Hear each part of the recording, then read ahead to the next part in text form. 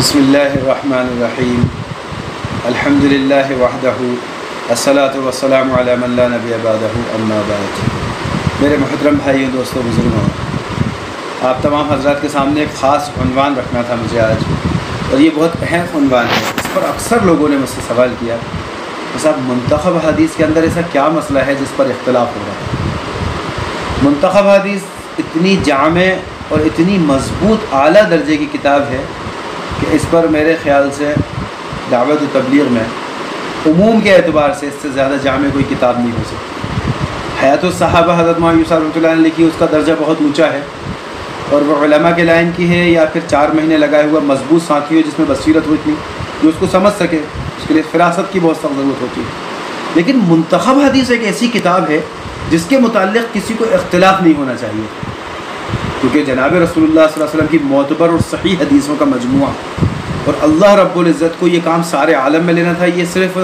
مملکت ہندوستان کے لیے خاص نہیں ہے کہ یہ صرف انڈین لوگوں کے لیے ہو یا ہندوستان کے لوگوں کے لیے ہو، بلکہ عرب، وہاں کے دوسرے ممالک، ایسے تمام دنیا کے یورپ ممالک، ایسے بڑے بڑے ممالکوں کے اندر اللہ رب العزت نے اس دعوت کی محنت کو سارے عالم میں عام کر دیا۔ تو پھر اتنی مضبوط محنت میں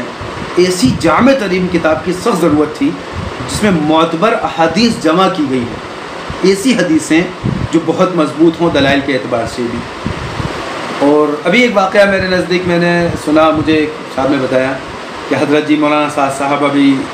عمرے پر تشریف لے گئے تھے مدینہ منورہ، تو انہوں نے مسجد نبوی کے امام صاحب سے بھی ملاقات کی، اس کے متعلق پوری بات تفصیلی بتائی انہوں نے، تو منتخب انہوں نے ان کے سامنے پیش کی تھی، امام مسجد نبوی کے امام کے سامنے۔ تو سب سے پہلے ان سے جب یہ کہا گیا کہ 6 صفاتیں، اس پر امت جمع کیوں نہیں ہو سکتی، تو امام مدینہ کے امام نے بھی یہی کہا، کیا ساری امت 6 صفات پر جمع ہو جائے؟ یہ بہت ناممکن سی بات ہے، بہت مشکل ہے،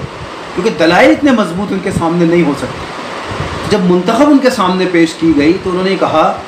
واللہ، یعنی اللہ کی قسم، اس سے زیادہ مضبوط کوئی کتاب اب ضرورت نہیں ہے 6 صفات کو ثابت کرنے کے لیے، کہ مولانا الیاس صاحب کے 6 صفات کو مضبوط طریقے سے کوئی ثابت کر سکے، وہ منتخب حدیث کتاب کافی ہے۔ اب اس پر کسی کو اختلاف ہو تو وہ نادان ہی ہو سکتا ہے، بڑا نااہل اور بڑا جاہل قسم کا شخص مجھے لگتا ہے جو منتخب حدیث پر اختلاف کرے۔ ظاہر میں وہ کچھ بھی کہتے رہیں کہ صاحب ہمیں منتخب پر اختلاف نہیں ہے، حدیث پر کون اختلاف کر سکتا ہے، پر یہ مشورے سے طے نہیں ہوا۔ یہ مشورے سے طے کرنے کی بات ہے۔ قرآن مقدس کا جب جمع کرنے کا مسئلہ آیا تو حضرت ابوبکر صدیق رضی اللہ تعالیٰ عنہ کے دور خلافت میں حضرت عمر مشورہ کر رہے ہیں، ابی بن کعب ہیں، یہ چند صحابہ، حضرت عثمان غنی، یہ چند صحابہ مل کر مشورہ کر رہے ہیں، تو 1.25 لاکھ کی جمعیت آپ صلی اللہ علیہ وسلم چھوڑ کر گئے صحابہ کی، کبار صحابہ بڑے بڑے موجود، 100-125 صحابہ جو مفتی کا درجہ رکھتے تھے وہ موجود ہیں، معاذ بن جبل جارڈن میں، یمن میں، حضرت بلال ملک شام میں ہیں۔ ایسے بڑے صحابہ ہونے کے باوجود یہ نہیں کہا گیا کہ سارے صحابہ کو جمع کریں گے، پرانے ہیں، اس کے بعد طے کریں گے کہ صاحب قرآن لکھا جائے کہ نہیں لکھا جائے، لیکن دکھ رہا تھا کہ ایک نفع ہے امت کے لیے، آنے والی نسلوں تک قرآن کیسے پہنچے گا، تو حضرت یہ چند صحابہ، کبار صحابہ نے مل کر قرآن کو جمع کیا، اور اللہ رب العزت نے قیامت تک کے لیے اس کی حفاظت کا ذمہ بھی لے لیا، ان لہ لحافظون۔ تو قرآن جمع ہونے پر سب نے قبول کیا، کسی نے اختلاف نہیں کیا کہ صاحب ہم سے مشورہ نہیں کیا تھا، ہم تو اتنے پرانے تھے، ہم بدری تھے اور ہم احد کے تھے اور ہم غزوات میں شریک تھے اور ہم نے پیٹوں پہ پتھر باندھے تھے،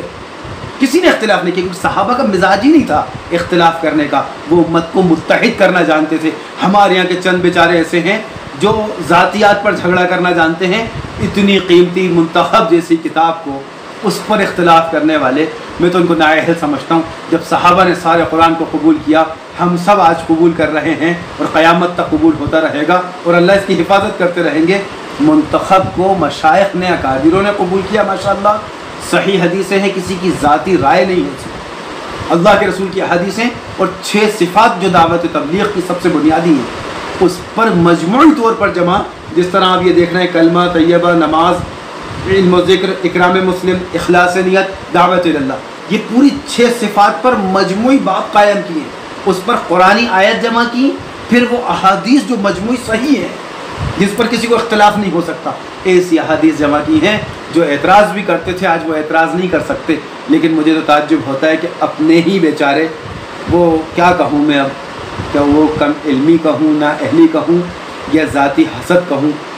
جو اس پر اختلاف کر کے اور یہ کہیں کہ صاحب منتخب قبول نہیں کی جائے گی، تو میں تو یہی کہوں ان کی مثال تو ایسی ہے کہ قرآن کے جمع ہونے کے بعد وہ یوں کہیں کہ صاحب قرآن ہم نعوذ باللہ قبول نہیں کریں گے۔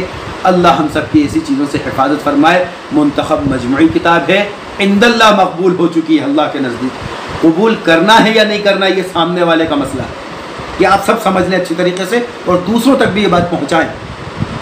منتخب حدیث نبی کی حدیثوں کی کتاب ہے، یہ کسی ذاتی فرد کی نہیں ہے، یا کسی کی کوئی سوانح نہیں ہے جس پر کوئی اختلاف کر سکے۔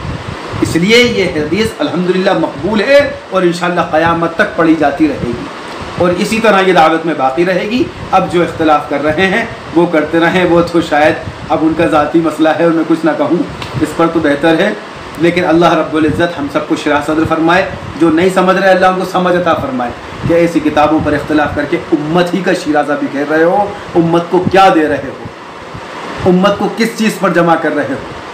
چند ذاتی اختلاف کی بنیاد پر امت کا شیرازہ بکھیرنا یہ اچھی بات نہیں ہے۔ اللہ کے رسول صلی اللہ علیہ وسلم نے سب سے بدترین عمل فرمایا اس چیز کو کہ امت جو خون اور پسینے سے سینچی گئی اس امت کو بانٹا جائے ایسی چیزوں پر جس پر امت آسانی سے جمع ہو سکتی ہے۔ اسی طرح منتخب ہے، اسی طرح اور مزید کتابیں ہیں۔ اللہ رب العزت ہمیں صحیح سمجھ عطا فرمائے اور صحیح حدیث پر عمل کر کر